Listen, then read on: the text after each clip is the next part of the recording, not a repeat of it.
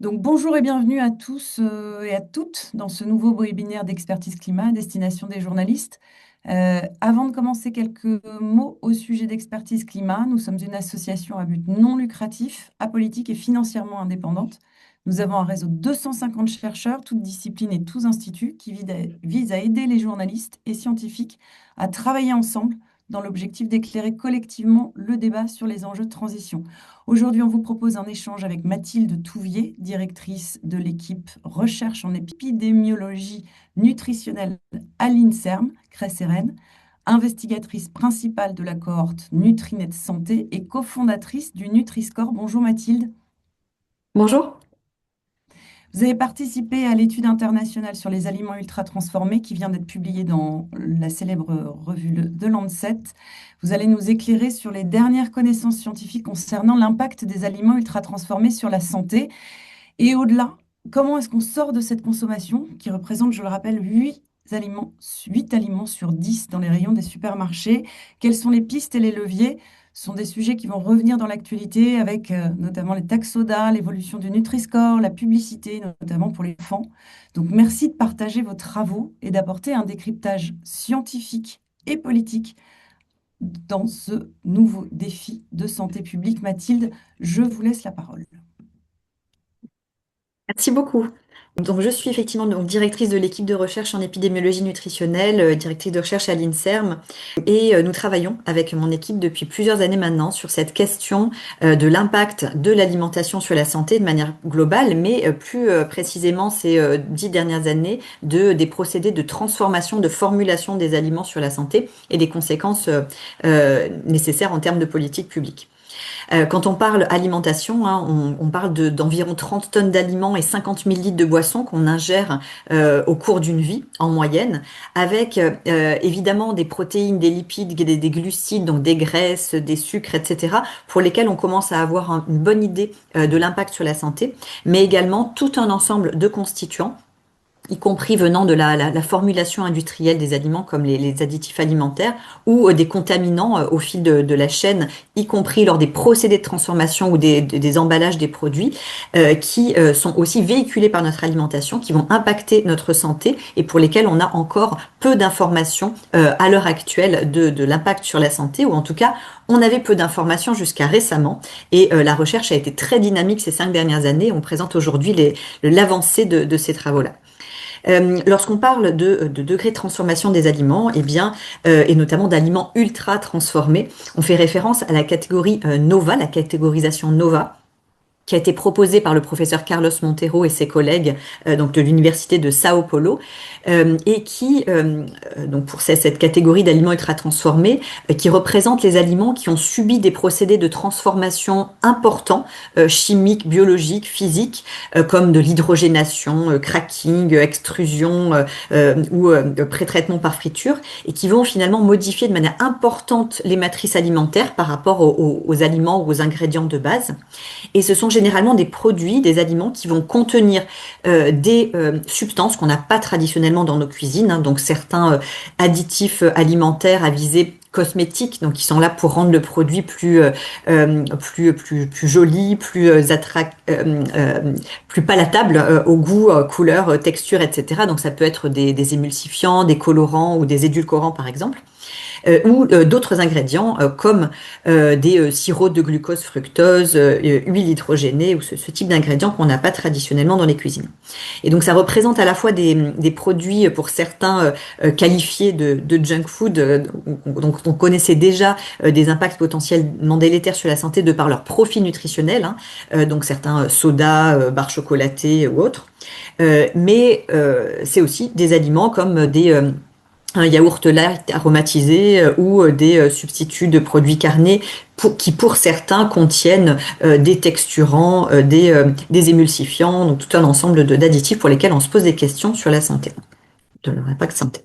Alors, là, vous voyez ici simplement quelques exemples de produits pour vous montrer la différence entre un aliment pas ou peu transformé, ici une banane, et un aliment ultra transformé où ici, par exemple, vous avez la forme, la texture, l'odeur, le goût à peu près de la banane et aucun gramme de banane à l'intérieur. Donc, on a typiquement là affaire à un aliment ultra transformé. Point de précision important, tous les aliments industriels ne sont pas ultra transformés, ne sont pas forcément ultra transformés. Certains sont simplement transformés. Quand on regarde ici la composition de 2 soupes industrielles, vous voyez celle-ci qui finalement en termes de recettes est la même chose que si on la faisait à la maison, alors que celle-ci, premier ingrédient, sirop de glucose déshydraté, amidon de pommes de terre, etc. Là, cette soupe-là, on a affaire à un aliment ultra transformé. C'est important de ne pas faire l'amalgame. En termes de calories quotidiennes apportées par ces aliments, on est à peu près en France dans la moyenne mondiale, autour de 30 à 35% des calories par les aliments ultra transformés. Certains pays sont plus autour de 15 et le maximum est observé pour les États-Unis et le Royaume-Uni où environ 60% de nos calories quotidiennes sont apportées par les aliments ultra transformés. Donc la série de papiers que nous publions aujourd'hui dans le Lancet présente différentes informations. Dans le premier article, donc c'est une série de 3 articles, hein, dans le premier, nous avons notamment des informations sur les profils de consommation et de tendance de consommation de ces aliments ultra transformés, avec des données nationales répétées sur de plusieurs années, qui montrent globalement une augmentation de la contribution des ultra transformés à l'énergie quotidienne et avec une tendance où on est plutôt dans une tendance relativement stable mais très haute dans les pays comme la France, l'Europe, les États-Unis où on en consomme depuis longtemps et dans des tendances vraiment d'augmentation importante dans des pays plus en transition nutritionnelle où traditionnellement, jusqu'à il n'y a pas longtemps, les régimes traditionnels prévalaient et où maintenant les ultra-transformés gagnent de plus en plus du terrain. Alors, on a voulu étudier l'impact de cette alimentation ultra transformée sur la santé. Et donc, quand on s'est intéressé, quand on a commencé en France à s'intéresser à ce sujet, eh bien, il n'y avait eu encore aucune étude sur le lien entre aliments ultra transformés et maladies cardiovasculaires, diabète ou encore cancer. Et donc, ces études, nous les avons conduites pour la première fois dans la cohorte Nutrinet Santé, qui a été lancée en 2009 en France et que nous pilotons. Elle recrute cette cohorte depuis 2009 des participants. D'ailleurs, elle est toujours ouverte au recrutement. Donc, toutes les personnes qui voudraient faire progresser la recherche publique en nutrition santé, je vous invite à vous connecter sur le site études-nutrinet-santé.fr. Et donc, on a aujourd'hui plus de 181 000 personnes, 1000 personnes qui participent à cette étude-là et qui remplissent régulièrement des questionnaires sur leur alimentation, notamment ce qu'on appelle des enregistrements alimentaires sur 24 heures, hein, où tous les aliments vont être enregistrés, y compris le nom commercial, la marque des aliments industriels consommés. Et ça, c'est très important pour ce sujet-là, et notamment, vous allez le voir pour l'estimation d'exposition aux additifs alimentaires. Et ce sont des données vraiment uniques au monde qui permettent d'aller dans ce niveau de détail de la caractérisation des expositions alimentaires. Donc on a également un suivi des événements de santé au fil du temps. On surveille l'état de santé des participants et certaines personnes développent un cancer, une maladie cardiovasculaire ou une autre pathologie. Et donc on peut ainsi mettre en relation les expositions alimentaires avec le risque de développer tel ou tel problème de santé. Alors, avec Nutrinet Santé, on travaille sur plein de sujets, mais je vous présente aujourd'hui les résultats dans le domaine de la transformation, ultra-transformation des aliments et la problématique de leur formulation, notamment aussi avec les additifs alimentaires. Donc, dans Nutrinet Santé, nous avons montré des liens entre une part plus importante d'aliments ultra transformés dans le régime alimentaire et une incidence plus importante, plus forte de différentes maladies, donc cancer, maladies cardiovasculaires, mortalité prématurée, symptômes dépressifs, diabète de type 2, surpoids et obésité. Et on continue encore les études maintenant. On travaille sur la santé respiratoire, dermatologique, donc on continue ces études-là. Et ces travaux-là, dès le début, vous voyez que les premières publications dans Nutrinet, c'était dans 2018. Ça a provoqué notamment la mise en place d'une commission d'enquête parlementaire qui a vraiment suivi immédiatement la publication de ce premier article. Et ça a d'ores et déjà, donc après s'en est suivi toute une série d'auditions à l'Assemblée, même ensuite à l'international, hein, Chambre des Lords au UK, etc.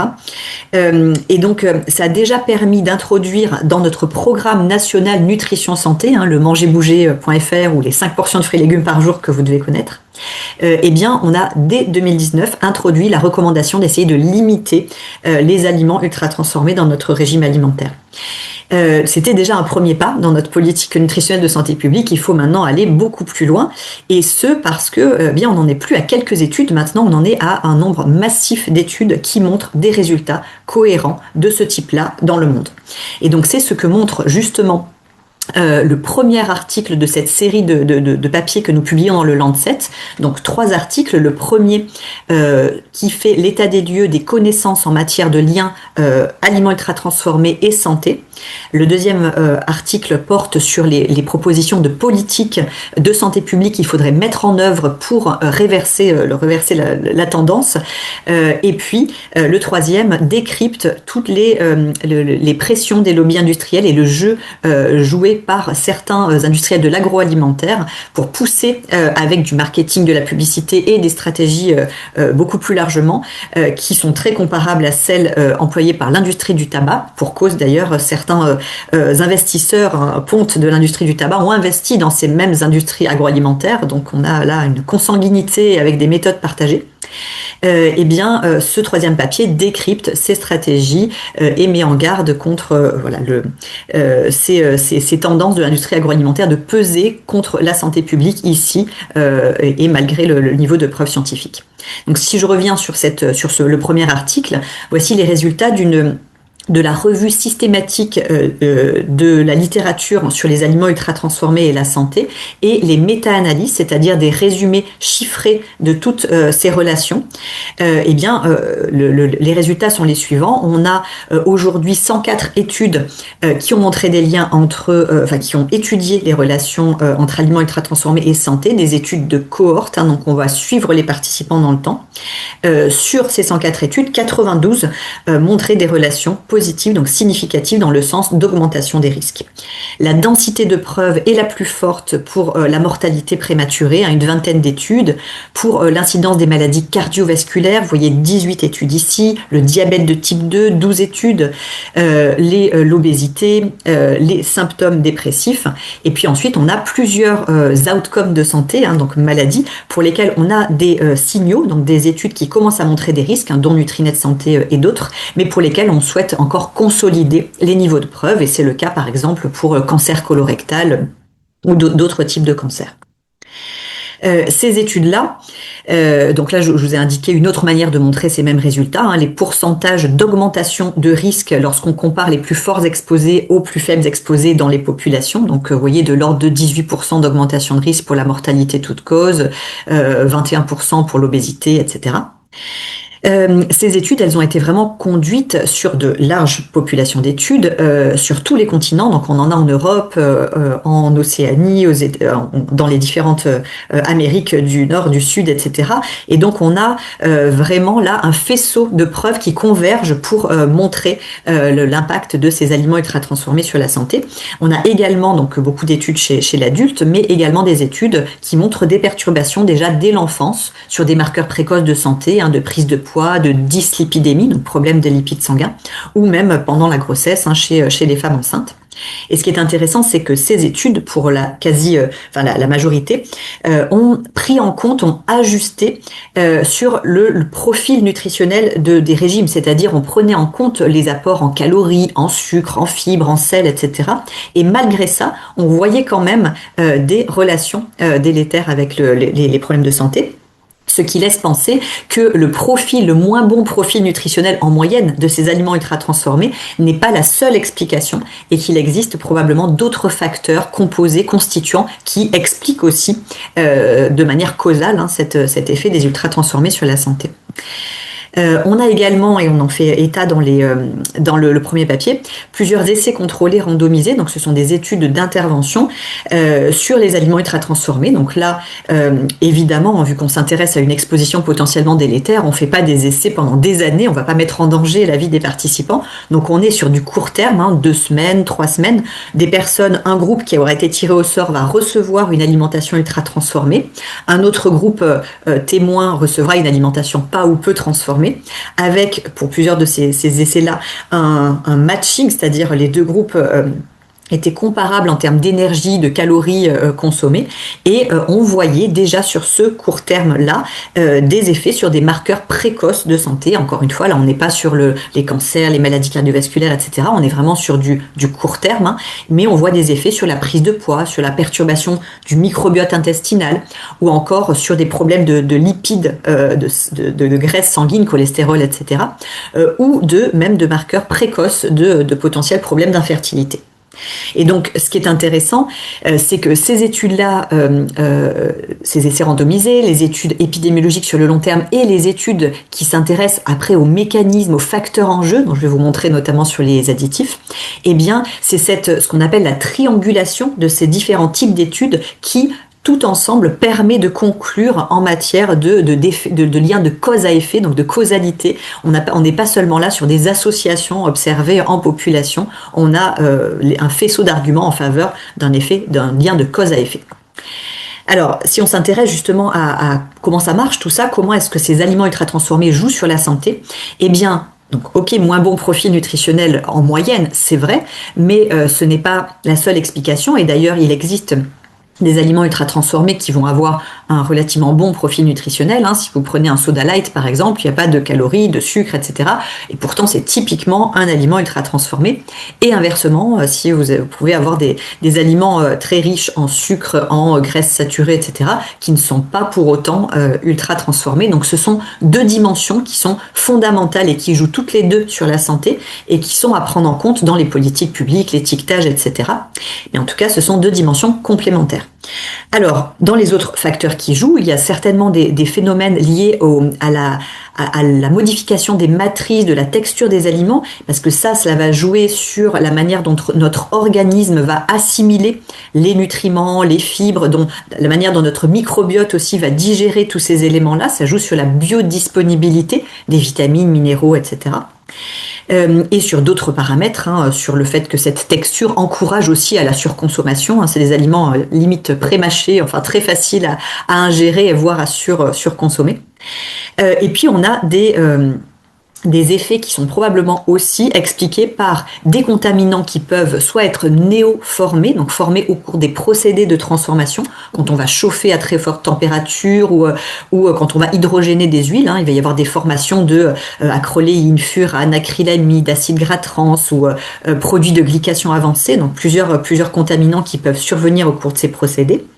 Et puis des contaminants qui peuvent aussi venir des emballages, j'en redirai un tout petit mot ensuite, comme des bisphénols, des phtalates. Donc bisphénol A est interdit, mais vous savez que l'industrie a remplacé par certains autres bisphénols qui, on commence à avoir des preuves qui le montrent, sont tout autant délétères. Donc ça reste évidemment toujours une problématique.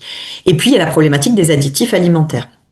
Alors, simplement avant de creuser un peu plus les additifs, simplement pour vous montrer aussi que dans les mécanismes en jeu, il y a des études qui montrent un rôle potentiellement central du microbiote intestinal, avec là aussi des études expérimentales qui ont montré par exemple que l'exposition à certains émulsifiants ou certains édulcorants perturbait le microbiote intestinal, favorisait l'inflammation chronique, voire sur des modèles animaux, allait même jusqu'à favoriser la carcinogénèse colorectale. En termes de liens et d'impact santé des additifs alimentaires, l'étude Nutrinet Santé que nous menons a aussi été vraiment pionnière en la matière, puisque, comme je vous le disais, on recueille ce niveau de détail avec la marque des aliments industriels, ce qui permet pour deux produits similaires, de deux items génériques, deux marques différentes, d'avoir cette différence entre un additif ou 10 additifs, c'est pas forcément les mêmes, et donc c'était important d'avoir ce niveau de détail-là. On a travaillé avec en lien avec plusieurs bases de données qu'on a mis en relation avec les données de consommation de l'étude Nutrinet Santé, notamment la base Open Food Facts, que je vous encourage pour ceux qui n'auraient pas déjà l'application sur votre téléphone. Donc c'est une application gratuite. Association à but non lucratif, vous avez plein d'infos quand vous scannez le code barre des aliments. Vous avez également le Nutri-Score pour les industriels qui refusent de la poser, et puis vous avez la liste des additifs, lesquels sont marqueurs d'ultra-transformation. Vous avez la classification NOVA, vous savez si c'est NOVA 4 ou pas, etc. Donc plein d'informations grâce à Open Food Facts. Et on a utilisé aussi les données de Locali, observatoire très important, qui mesure la qualité de l'offre alimentaire au fil du temps.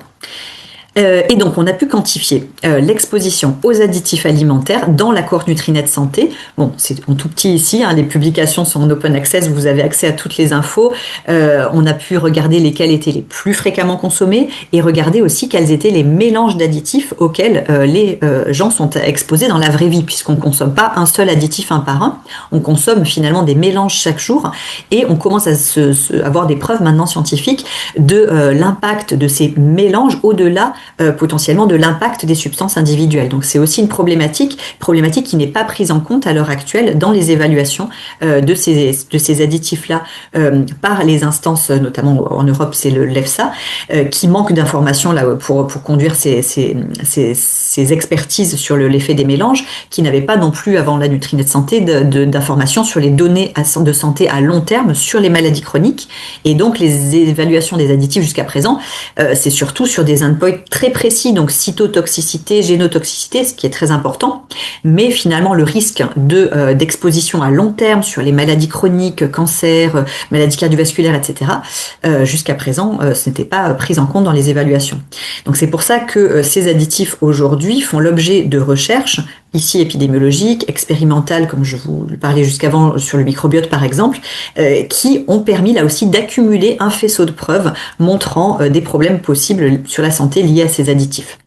On a notamment dans Nutrinet Santé publié une douzaine d'articles montrant des liens entre nitrites, nitrates, donc on trouve surtout dans les charcuteries, des édulcorants, donc on trouve dans les boissons édulcorées, yaourts édulcorés, les édulcorants de table, hein, les sucrètes, etc., donc l'aspartame, etc., des émulsifiants, donc là on les trouve partout, dans les pâtisseries industrielles, mais aussi dans des biscottes aux céréales, des substituts de produits carnés, certains, des yaourts aromatisés, des crèmes glacées, enfin ils sont assez ubiquitaires, il y en a vraiment beaucoup de ces émulsifiants, et puis des papiers aussi sur l'effet justement potentiel des mélanges d'additifs.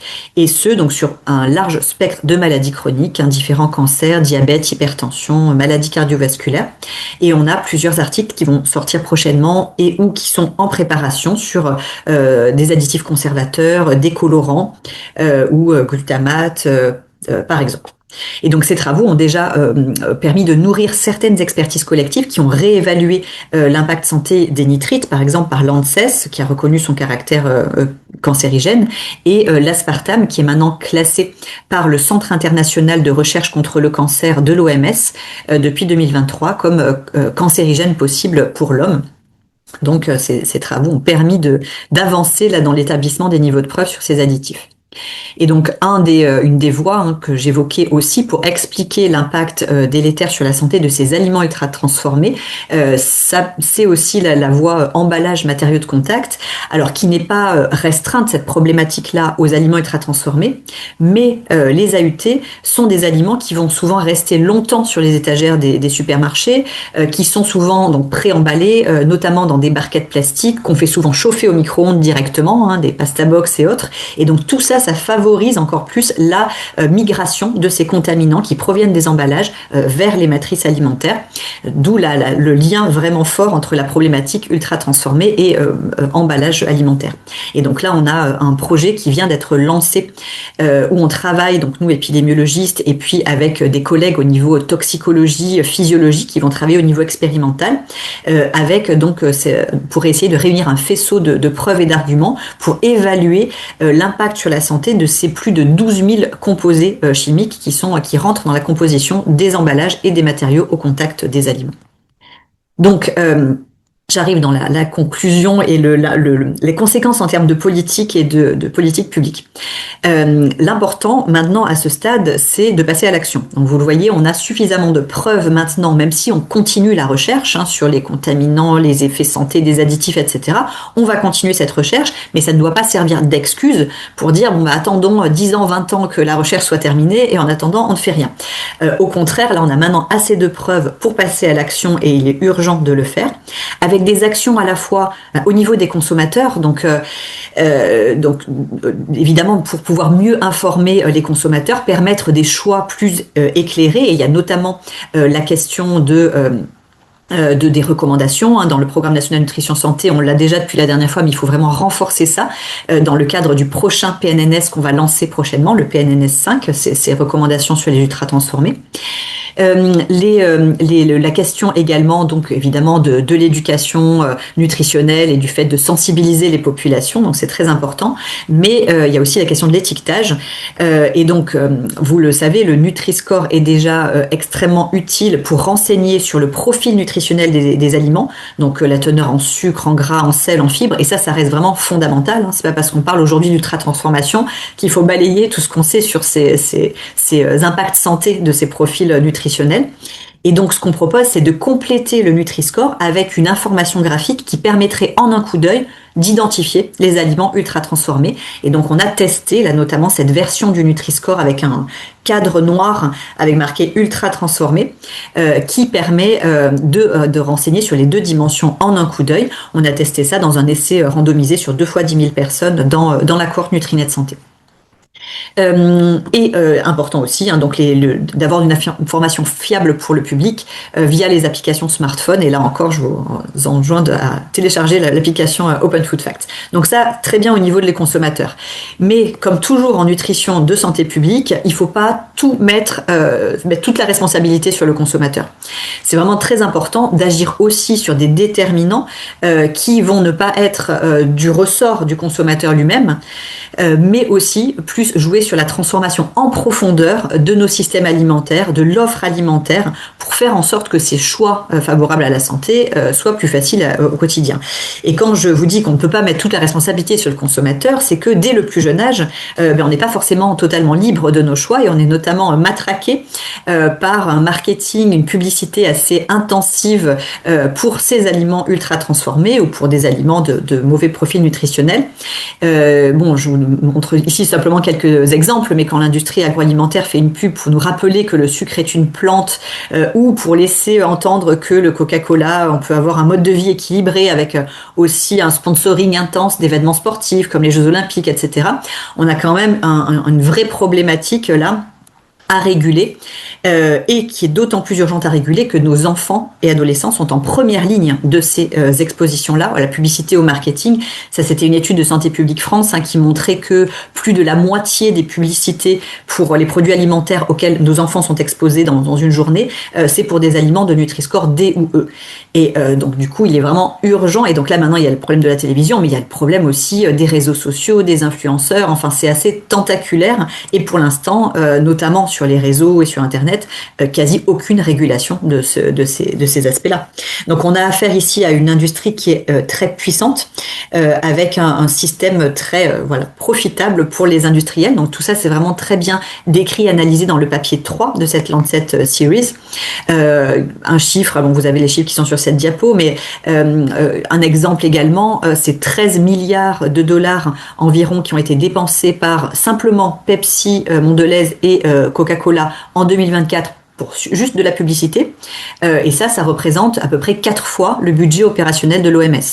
Donc pour vous montrer qu'on ne vit pas dans la même dimension en matière d'environnement alimentaire et de la manière dont ça environne au quotidien dès qu'on sort du ventre de la mer cet environnement alimentaire. Et donc c'est ça qu'il faut changer en profondeur avec des politiques qui vont aussi viser la régulation du marketing, de la publicité, protéger nos environnements scolaires. Donc, il y a déjà dans le PNNS, par exemple, l'interdiction des distributeurs pour les sodas ou les barres chocolatées dans les écoles.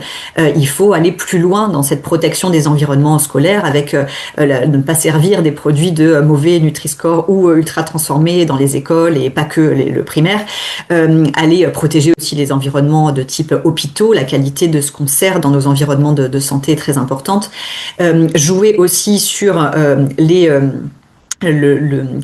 politiques fiscales de manière à faire en sorte d'avoir des incentives, un encouragement auprès des producteurs locaux, etc., qui vont produire des aliments bons pour la santé de manière à ce que ceux-là deviennent les plus accessibles économiquement et au contraire pénaliser les aliments pas favorables à la santé, ultra transformés et de mauvais profil Nutri-Score. Aussi, évidemment, à la base, quand je parlais des additifs alimentaires, là c'est pareil, ça peut se jouer au niveau de l'étiquetage, mais ça se joue aussi au niveau de la réglementation. Si les preuves s'accumulent sur un ou plusieurs additifs, il faut les interdire ou réduire les doses autorisées. Donc il y a des choses qui se jouent vraiment déjà en amont au niveau réglementaire, sans même arriver au niveau du consommateur.